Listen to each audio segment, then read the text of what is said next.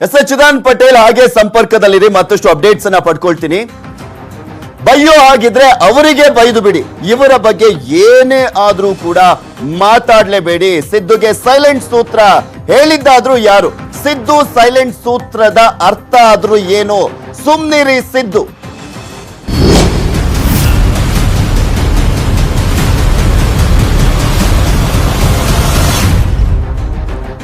ಈ ಉಪಸಮರದಲ್ಲಿ ಯಾವ್ಯಾವ ರೀತಿಯಾದಂತ ಲೆಕ್ಕಾಚಾರ ಅಂದ್ರೆ ಎಲ್ಲರನ್ನೂ ಕೂಡ ಅಚ್ಚರಿಗೆ ಒಳಪಡುವಂತ ಒಂದು ಲೆಕ್ಕಾಚಾರಗಳು ನಡೀತಾ ಇರುವಂತದ್ದು.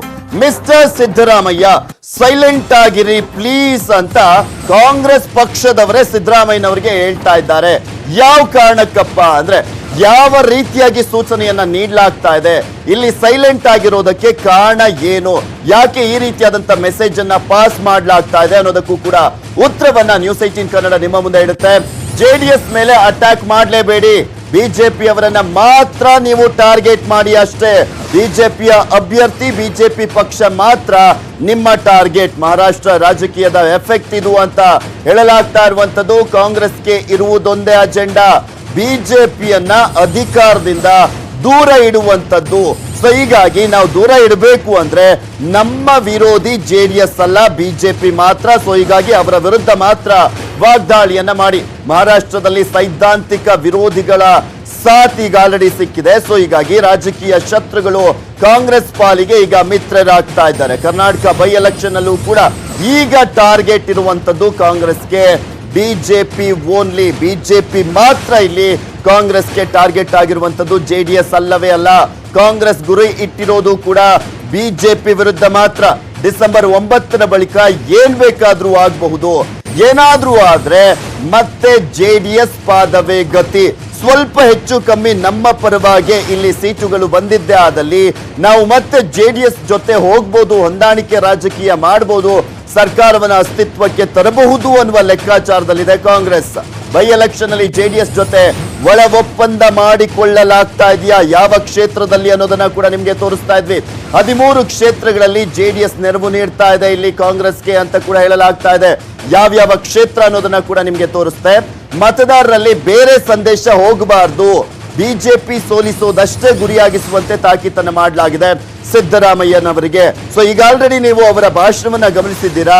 ಸಿದ್ದರಾಮಯ್ಯನವರ ಭಾಷಣದಲ್ಲಿ ಯಾವ ರೀತಿಯಾಗಿ ಓನ್ಲಿ ಅನರ್ಹರು ಮತ್ತೆ ಬಿಜೆಪಿಯನ್ನ ಟಾರ್ಗೆಟ್ ಮಾಡಲಾಗಿದೆ ಅಂತ. ಜೆಡಿಎಸ್ ಬಗ್ಗೆ ಮೌನವಾಗಿದ್ರೆ ಫಲಿತಾಂಶದ ನಂತರ ಲಾಭ ಆಗುತ್ತೆ, ಒಳ ಒಪ್ಪಂದಕ್ಕೆ ಧಕ್ಕೆ ಆಗಬಾರ್ದು ಅಂತ ಸಿದ್ದುಗೆ ಈ ರೀತಿಯಾಗಿ ಸೂಚನೆಯನ್ನ ನೀಡಲಾಗಿದೆ. ವಿಪಕ್ಷ ನಾಯಕ ಸಿದ್ದರಾಮಯ್ಯಗೆ ಹೈಕಮಾಂಡ್ ಸೂಚನೆಯನ್ನ ನೀಡಿದೆ. ಕೆಸಿ ವೇಣುಗೋಪಾಲ್ ರಾಜ್ಯ ಕಾಂಗ್ರೆಸ್ನ ಉಸ್ತುವಾರಿಯ ಮೂಲಕ ಸಿದ್ದುಗೆ ಈ ರೀತಿಯಾದಂತಹ ಸಂದೇಶವನ್ನ ರವಾನೆ ಮಾಡಲಾಗಿದೆ ಅಂತ ಹೇಳಲಾಗ್ತಾ ಇರುವಂತದ್ದು. ಸೊ ಹೀಗಾಗಿನೇ ಸಿದ್ದರಾಮಯ್ಯ ಈಗ ಸೈಲೆಂಟ್ ಆಗಿದ್ದಾರೆ. ದೇವೇಗೌಡರು ಮತ್ತು HD ಕುಮಾರಸ್ವಾಮಿ ಅವರ ವಿರುದ್ಧ ಯಾವುದೇ ರೀತಿಯಾದಂತಹ ವಾಗ್ದಾಳಿಯನ್ನ ಮಾಡ್ತಾ ಇಲ್ಲ. ಇದರ ಹಿಂದಿನ ರೀಸನ್ ಅಂದ್ರೆ ಅದು ಕಾಂಗ್ರೆಸ್ನ ಹೈಕಮಾಂಡ್ ಮುಂದೆ ಆಗುವಂತ ಬೆಳವಣಿಗೆಯ ವಿಚಾರಕ್ಕೆ ಸಂಬಂಧಪಟ್ಟಂತೆ ಈ ರೀತಿಯಾದಂತ ಮೆಸೇಜ್ ಅನ್ನ ಸೂಚನೆಯನ್ನ ಕೊಟ್ಟಿರುವಂತದ್ದು ಸಿದ್ದರಾಮಯ್ಯನವರಿಗೆ, ರಾಜ್ಯದ ವಿರೋಧ ಪಕ್ಷದ ನಾಯಕರಿಗೆ. ಇದ್ರ ಬಗ್ಗೆ ಮತ್ತಷ್ಟು ಅಪ್ಡೇಟ್ಸ್ ಅನ್ನ ಪಡ್ಕೊಳ್ಳೋಣ. ನಮ್ಮ ಪೊಲಿಟಿಕಲ್ ಬ್ಯೂರೋ ಮುಖ್ಯಸ್ಥರು ದೂರವಾಣಿ ಸಂಪರ್ಕದಲ್ಲೇ ಇದ್ದಾರೆ. ಚಿದಾನ್ ಪಟೇಲ್ ನೋಡ್ತಾ ಇದ್ವಿ, ಇಲ್ಲಿ ಪ್ರಮುಖವಾಗಿ ಒಂದೊಂದು ರೀತಿಯಾದಂತ ಲೆಕ್ಕಾಚಾರ ಕಾಂಗ್ರೆಸ್ನಲ್ಲಿ. ಪ್ರಮುಖವಾಗಿ ಈ ಒಂದು ಎಲೆಕ್ಷನ್ ಅಲ್ಲಿ ಬಿಜೆಪಿಯನ್ನ ಸೋಲಿಸೋದೊಂದೇ ಅಜೆಂಡಾ, ಮುಂದೆ ಆಗುವಂತ ಬೆಳವಣಿಗೆಯ ಲಾಭವನ್ನ ಪಡ್ಕೊಳ್ಳೋದಕ್ಕೂ ಕೂಡ ಮುಂದಾಗಿರುವಂತದ್ದು. ಸೊ ಹೀಗಾಗಿ ಸಿದ್ದರಾಮಯ್ಯನವರಿಗೆ ಓನ್ಲಿ ಟಾರ್ಗೆಟ್ ಅಂದ್ರೆ ಬಿಜೆಪಿ ಮತ್ತೆ ಅನರ್ಹ ಶಾಸಕರು, ಜೆಡಿಎಸ್ ಅನ್ನ ಗುರಿಯಾಗಿಸಬೇಡಿ ಅಂತ ಸೂಚನೆಯನ್ನ ನೀಡಲಾಗಿದೆಯಂತೆ.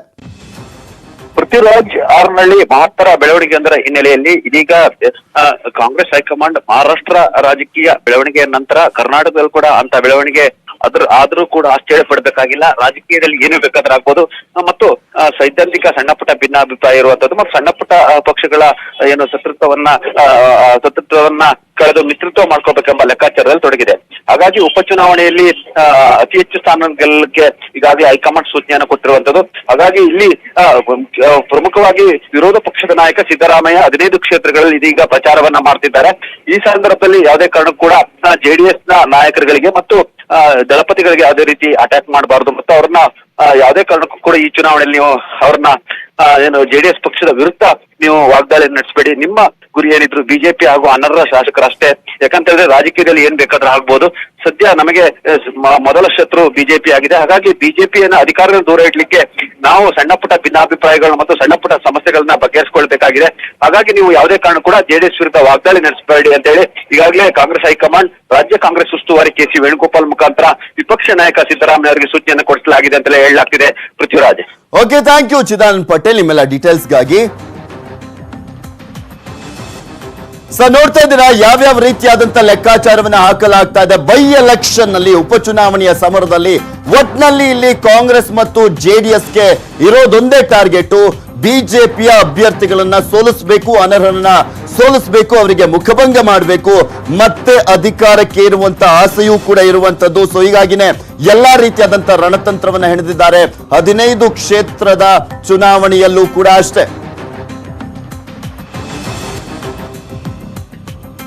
ನ್ಯೂಸ್ 18 ಪತ್ತೆ ಹಚ್ಚಿದೆ ನೀಚರ ರಹಸ್ಯವನ್ನ. ಅದು ಮಕ್ಕಳ ವಿಚಾರಕ್ಕೆ ಸಂಬಂಧಪಟ್ಟಂತೆ ಅಶ್ಲೀಲ ಪುನರ್ವಸತಿ ಆಗ್ತಾ ಇದೆ ಅನ್ನುವ ಆರೋಪ ಈಗ ಕೇಳಿ ಬರ್ತಾ ಇರುವಂತದ್ದು. ಏನದು, ಏನ್ ಹೇಳ್ತಾ ಇದ್ದೀವಿ, ಏನದು ನೀಚರ ರಹಸ್ಯ ಅನ್ನೋದನ್ನ ಹೇಳ್ತೀನಿ ಒಂದು ಚಿಕ್ಕ ಬ್ರೇಕ್ ಆದ್ಮೇಲೆ. 1, 2, 3 ಬಿಗ್ ಬ್ರೇಕಿಂಗ್.